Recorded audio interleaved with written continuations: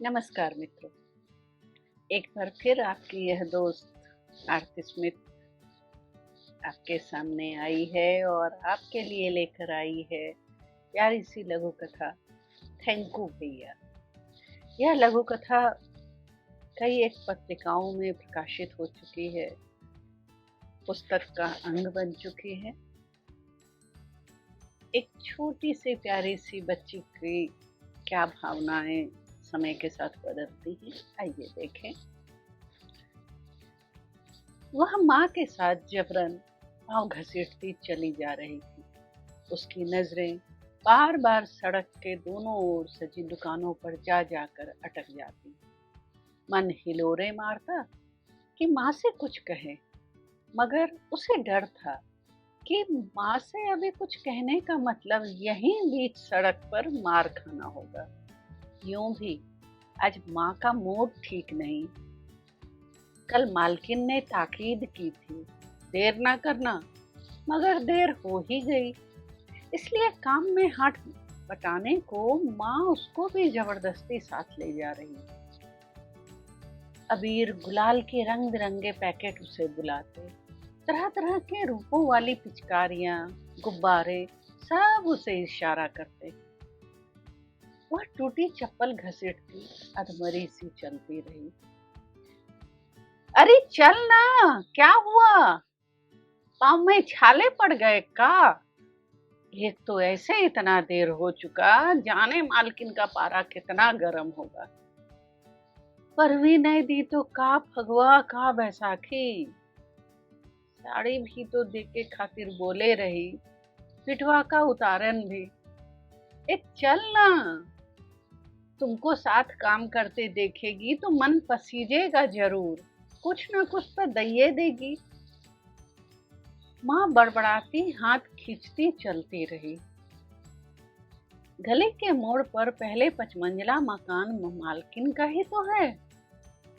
हे भगवान, उसका बेटा घर में ना हो, कितना तंग करता है हमको। 9 वर्षीय निकी ने मन ही मन ईश्वर को याद किया। कभी मंदिर गई नहीं।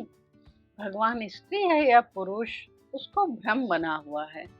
मगर जब मुसीबत नजर आती है तो वह झट से भगवान को पुकार लेती है। मालकिन बोली कि कड़ी है, मगर उसने मुझे कभी नहीं डांटा। माँ को जरूर डांटती है कि इसे स्कूल भेजा कर, घर में बिठाकर अपने जैसा बनाएगी क्या। मुझे मालकिन से डर नहीं लगता, मगर उसके बेटे ओम से लगता है। वो हमेशा मुझे छेड़ता रहता है। थोड़ा सा तो बड़ा है मुझसे, अकरू कहीं का। चप्पल उतार कर अभी बैठक में कदम रखा ही था कि ओम दिख गया। वह सकपकाती हुई माँ की बगल जा खड़ी हुई। जा, सीढ़ियों पर झाड़ू लगा दे, हम आते हैं कमरा में झाड़ू लगाकर। वह हिली नहीं, सकपकाई से खड़ी रही। अरे क्या हुआ, सुनाई कम देता है का? माँ धीमी आवाज में मगर रोश में बोली। माँ, माँ वो। वह हकलाने लगी। चल चल चल, जल्दी काम कर, कहकर माँ अंदर कमरे में चली गई। ओम चुपचाप कब उसके पीछे खड़ा हो गया उसे पता ही न चला।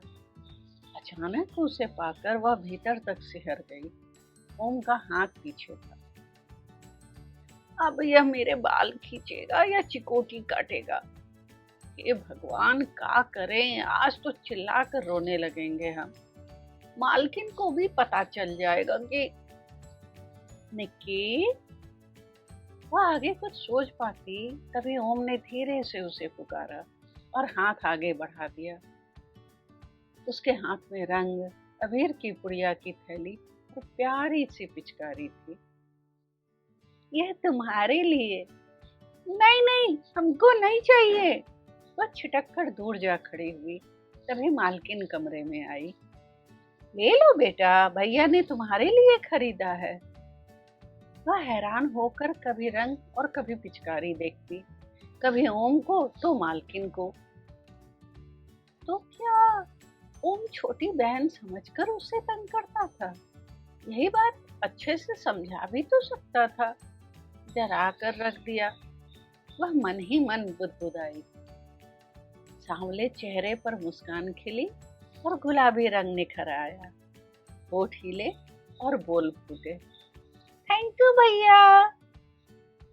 मित्रों, लघु कथा पर अपनी प्रतिक्रिया जरूर देंगे, मुझे इंतजार रहेगा। अगली बार फिर मिलने आऊंगी, तब तक के लिए शुभ विदा।